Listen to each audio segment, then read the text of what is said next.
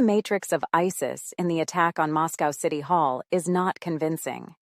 What distinguishes ISIS militants is precisely the very strong ideological matrix that makes the militant ready to martyr for the cause. That is the extremist's effort. But in this case, we don't feel like we're dealing with such radicalized individuals. The scenes of the attack, in fact, show individuals trained in the use of weapons, but unsuitable from a logistical point of view. Let's face it, the escape of the attackers is daring to say the least. It is carried out with the same car in which they arrived at the scene.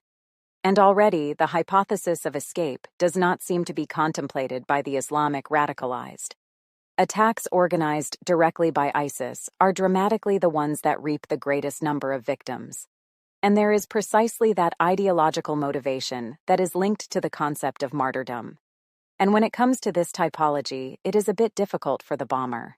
He is being paid, as the Moscow Four have declared, precisely because at the end of that path, there is martyrdom. And it is also the reason why ISIS tends not to claim responsibility for attacks that end with the attackers being held captive.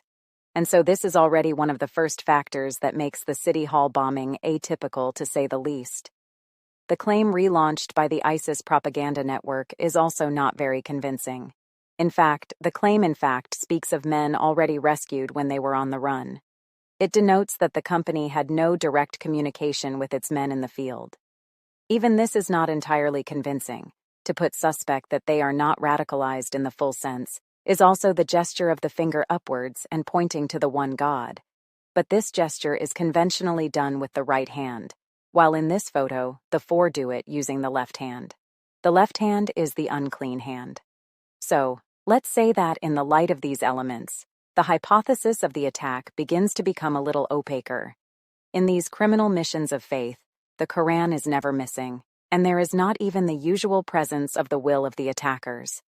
The four of them in the City Hall were totally without an explosive vest, which denotes a further difference.